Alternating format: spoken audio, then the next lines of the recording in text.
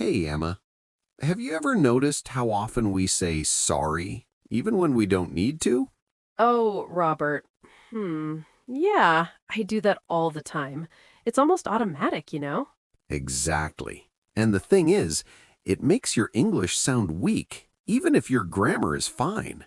Really? I never thought of it like that. Well, think about it. Every time you say sorry unnecessarily, you're signaling doubt, hesitation, even fear. Oh, I see. So it's more about confidence than correctness. Bingo. Confidence speaks louder than perfect words. And this tiny habit can change everything. Welcome back to the podcast. Today, we're talking about something subtle but powerful, the sorry habit in English.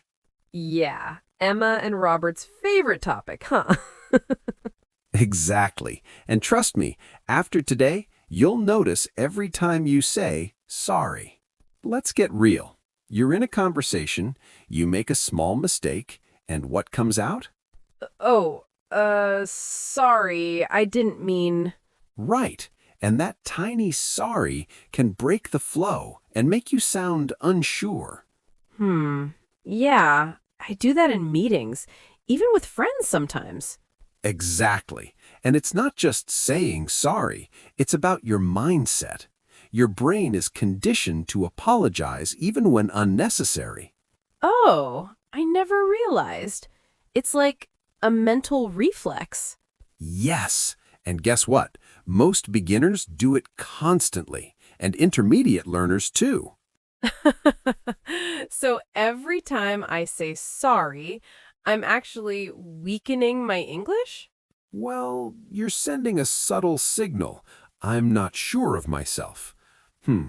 But don't worry, it can be fixed. Oh, please tell me how.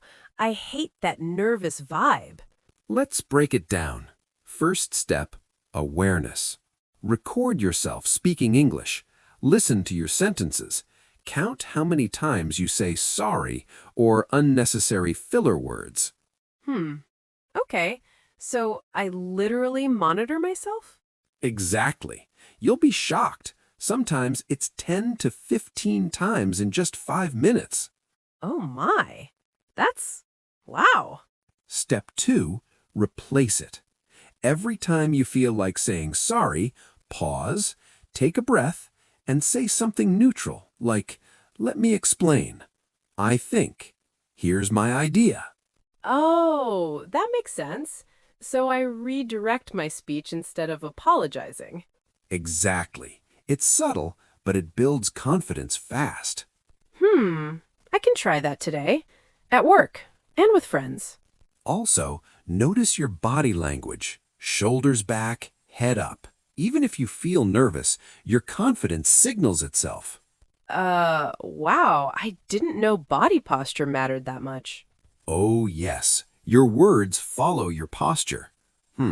Confidence is a habit, not just a feeling. All right, Emma. Now let's try a real conversation. Imagine you're in a meeting. Uh, okay. I'm nervous already. Don't worry. Just notice the moments when you want to say sorry. Hmm. So, like when I forget a word or stumble on a sentence? Exactly. That's the trigger. Oh, okay. Got it. Let's say someone asks your opinion. You start, and you think you're wrong. So I might say, sorry, I don't know, uh, Yes. Now replace that with, well, here's what I think. hmm. Oh, I see the difference. It sounds much stronger. Exactly. Even a tiny word change shifts perception. You know, that actually makes me feel a bit more confident already. Next, daily exercise. Before speaking English, say one positive statement to yourself. I can speak clearly. My English is improving. I can express my ideas. Oh, that's like mental prep, right? Yes, this primes your brain, reduces unnecessary apologies. Uh, okay. I'll do that every morning.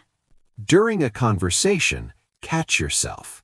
Every time you say sorry, pause, then continue with a neutral phrase. So I can correct mid-sentence? Exactly. Even native speakers do this. It's normal. You're practicing confidence, not perfection. Oh, that feels empowering, not scary. Let's try short examples. 1. Someone interrupts you. 2. You forget a word. 3. You hesitate.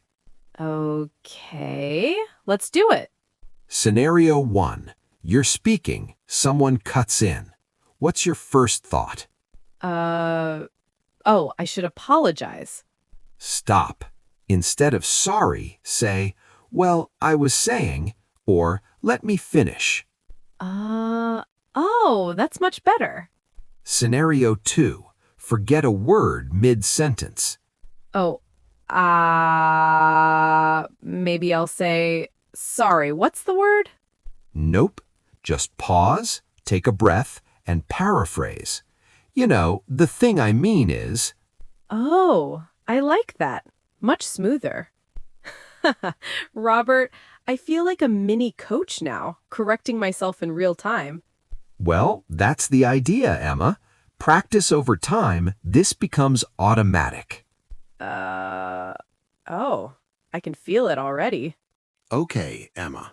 Now we move to more tricky situations. You're speaking, someone asks a sudden question. Oh, my heart races already. Hmm, it's normal. Instead of apologizing, pause, breathe, then answer calmly. Oh, I see. So pause is better than a sorry reflex. Exactly. Your brain needs time to catch up, and your words become more confident. Imagine a colleague says, "Do you know the answer?" You hesitate. Uh, I would probably say, sorry, I'm not sure. No. Instead, try, "Well, let me think," or "I think it might be." Hmm. Oh, that feels much stronger.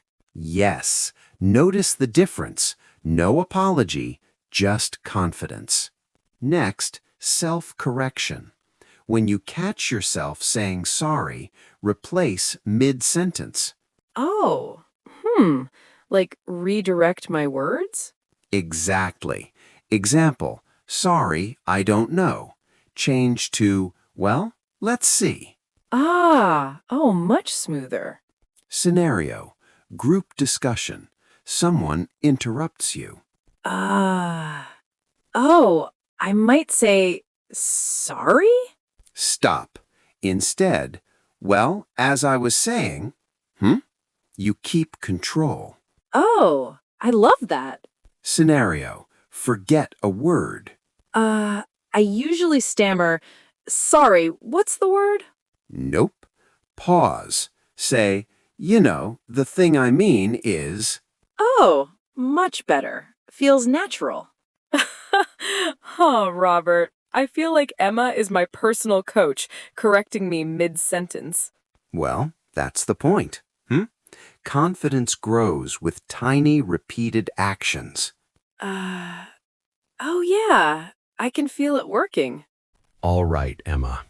Now we tackle the advanced scenarios, situations that trigger stress. Uh-oh, my palms are sweating already. It's normal. Don't worry. Even native speakers get nervous sometimes. The key is stay aware and reduce unnecessary sorries. Imagine you're in a team meeting. Someone asks you directly, "What do you think about this project?" Uh, oh, I might panic. Sorry, I'm not sure. No. Instead, say, "Well, I think," or "In my opinion." Oh, that already feels more confident. Exactly. Huh. Notice how one phrase change shifts the tone. Next, let's simulate stress.